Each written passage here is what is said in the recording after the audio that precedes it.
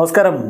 Raf talk ഫുട്ബോളിലേക്ക് അവർക്കും സ്വാഗതം. യുവേഫ ചാമ്പ്യൻസ് ലീഗിന്റെ ക്വാർട്ടർ ഫൈനൽ രണ്ടാം പാദ മത്സരം കാത്തിരിക്കുകയാണ് ഫുട്ബോൾ പ്രേമികൾ. പക്ഷെ അതിന് മുന്നോടിയായിട്ട് ഇന്ന് ഡൊമസ്റ്റിക് ലീഗുകളിൽ അതത് ടീമുകൾക്ക് മത്സരമുണ്ട്. മാഞ്ചസ്റ്റർ സിറ്റി ഇന്ന് ലൂട്ടനെതിരെ കളിക്കുമ്പോൾ റയൽ മാഡ്രിഡ് ഇന്ന് മയോർക്കെതിരെ കളിക്കുകയാണ്. ഇന്ന് രാത്രി ഇന്ത്യൻ സമയം 10 മണിക്കാണ് മയോർക്കയും റയൽ മാഡ്രിഡും തമ്മിലുള്ള പോരാട്ടം. മയോർക്കയുടെ മൈതാനത്ത് വെച്ചാണ് ആ മത്സരം. ആ മത്സരത്തിന് മുന്നോടിയായിട്ട് നടത്തിയ പ്രീ മാച്ച് പ്രസ് കോൺഫറൻസിൽ കാർലോ ആഞ്ചലോട്ടി ചില കാര്യങ്ങൾ പറയുന്നുണ്ട്.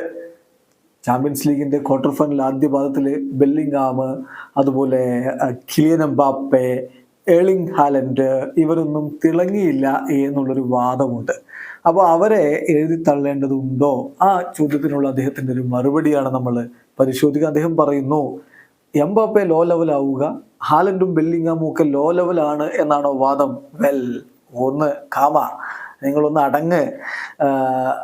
ഒരു പക്ഷേ അവരുടെ ബെസ്റ്റ് വേർഷൻ അവർ ഫസ്റ്റ് ലെഗിൽ പുറത്തെടുത്തിട്ടുണ്ടാവില്ല. അത്ര കണ്ടാൽ മതി. ഇനിയും മത്സരങ്ങൾ വരാനുണ്ട്. അപ്പം അടുത്ത മത്സരത്തിന്റെ കാര്യത്തിൽ be careful with 3 you mentioned. നിങ്ങൾ ഈ പറഞ്ഞ 3 പേരുണ്ടല്ലോ, അവരുടെ കാര്യത്തിൽ ഒന്ന് കരുതിയിരുന്നോളൂ എന്ന് തന്നെയാണ് ഇപ്പോൾ കാർലോ ആഞ്ചലോട്ടി പറയുന്നത്. അങ്ങനെ ഒറ്റ കളി കൊണ്ട് എഴുതി തള്ളേണ്ടവരല്ല ബെല്ലിംഗാമും ഹാലൻഡും കിലിയൻ എംബാപ്പയും എന്നാണ് അദ്ദേഹം പറയുന്നത്. അപ്പം വരുന്ന മത്സരങ്ങളിൽ വളരെ പ്രധാനപ്പെട്ട റോള് വഹിക്കാനുള്ളതാണ് ഇവർക്ക്. ഒന്ന് PSG വേഴ്സസ് ബാഴ്സലോണ മത്സരമാണ്. അതിൽ എംബാപ്പ എന്ത് ചെയ്യും കാത്തിരുന്ന് കാണേണ്ട കാര്യമാണ്. അതേസമയം സിറ്റി വേഴ്സസ് റയൽ മാഡ്രിഡ് പോരാട്ടത്തിൽ സിറ്റിയുടെ മുന്നണി പോരാളിയായിട്ട് ഹാലൻഡിനെ കാണാൻ പറ്റുമോ? ബെല്ലിംഗാം റയലിനായിട്ട് വളരെ ക്രൂഷ്യലായിട്ടുള്ള റോള് വഹിക്കുമോ? കാത്തിരിക്കാം. വീഡിയോ അവസാനിക്കുന്നു. ഫുട്ബോൾ ലോകത്തെ കൂടുതൽ വിശേഷങ്ങളുമായി റാഫ് ടോക്സ് എത്താം.